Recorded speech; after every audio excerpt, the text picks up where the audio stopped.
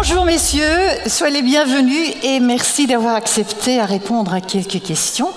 Ça fait plaisir. Ik wens u een aangenaam gesprek met Anne. En pas op, ik ben de timekeeper. En als je me hoort, dan weet je dat je moet stoppen. Ok, d'accord. Ne perdons pas de temps. Donc, Monsieur Van Doren, il est clair, tout le monde parle du numérique aujourd'hui. Alors, pourquoi est-il vraiment très intéressant et très important de lancer de la transition numérique dans la construction ? Mais notre métier, c'est effectivement aujourd'hui de construire dans le monde réel. Donc on pourrait se poser la question, pourquoi s'intéresser au monde virtuel ? Construire dans le monde réel des bâtiments qui sont tous différents les uns des autres. Ce que l'on fait, en fait, c'est du prototypage. Avec la difficulté supplémentaire de faire intervenir de nombreux acteurs différents, aux tâches souvent très distinctes, qui doivent donc pouvoir communiquer efficacement entre eux. Et aujourd'hui, nous pouvons nous réjouir. Nous pouvons nous réjouir car la 4e révolution industrielle que nous connaissons tous est précisément et sans doute la première qui soit vraiment adaptée à nos besoins très spécifiques. Car cette révolution vise à utiliser les technologies numériques pour pouvoir produire d'abord virtuellement, sur écran, à la demande, sur mesure, avant de commencer à produire, à construire dans le monde réel. Dus eigenlijk zegt u dat we 2 keer zouden moeten bouwen. 1 keer virtueel en dan 1 keer reëel. Absoluut. Wat is het voordeel daarvan dan?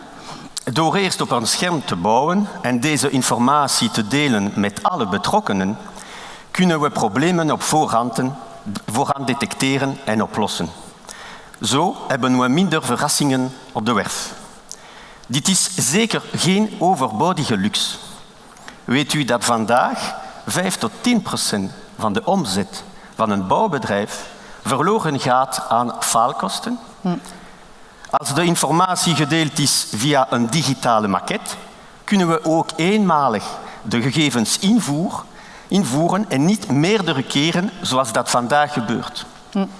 Zo maken we minder fouten en zijn we dus efficiënter.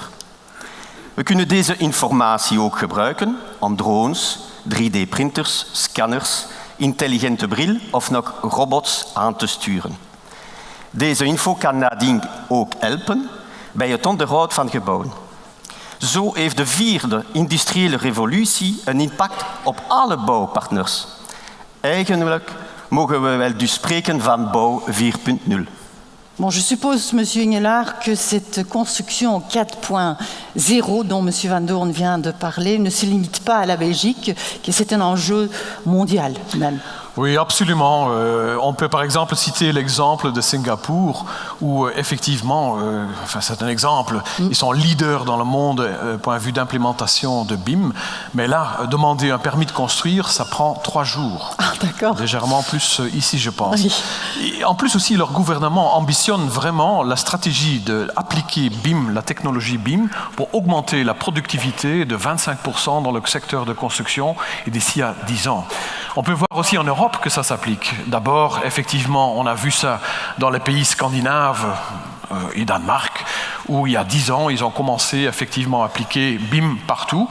Et on voit ça, au fur et à mesure, que ça s'applique autour de nous, mais également en Belgique, où BIM prend racine. Et je pense qu'on va le stimuler encore avec des événements style Cluster BIM, où on va parler encore un peu plus loin dans notre discours. Nu, ik vraag me af welke initiatieven zijn er al genomen op Europees vlak om effectief het gebruik van BIM en in het algemeen de digitale transitie te gaan stimuleren en te omkaderen ook.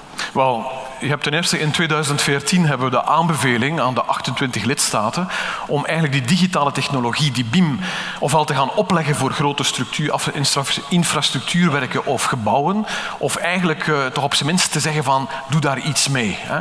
Dat is één zaak. De hoofdreden waarom Europa dat doet, heeft eigenlijk in de eerste plaats te maken met het besparen van kosten, met het eigenlijk gaan realiseren van een betere concurrentievermogen van Europese bedrijven ten aanzien van de rest van de wereld. Maar dat is ook niet het enige. Men is ook actief bezig op Europees vlak. Standaarden op de CEN-TC 442 is heel belangrijk voor de communicatie tussen bedrijven, opdat architectenbureaus hun werk eigenlijk netjes kunnen overdragen naar de rest van de sector, de aannemerswereld, de uitvoering en dergelijke zaken meer. U ziet dus duidelijk, het zit in de lift, het zit eigenlijk echt in een sneltreinvaart, het is een globale actie en het is ook logisch dat we daar in België maximaal onze krachten achter zetten om dat tot een goed eind ook te brengen. Ok, d'accord. Maintenant, pour illustrer cette digitalisation, cette numérisation en marche, le CSTC a réalisé un film, Monsieur Van Doren. Absolument. Et le sujet est évidemment très vaste, le temps nous est compté, on l'a vu. Oui. Donc nous avons dû nous concentrer sur certains aspects. Donc nous avons choisi de nous limiter aux technologies numériques qui impactent déjà aujourd'hui ou qui impacteront dans un avenir proche le travail de l'entrepreneur sur chantier. Et vous allez le voir, le monde virtuel a parfois rejoint le monde réel beaucoup plus vite qu'on ne le pense. Oké, we gaan dat ontdekken in de video.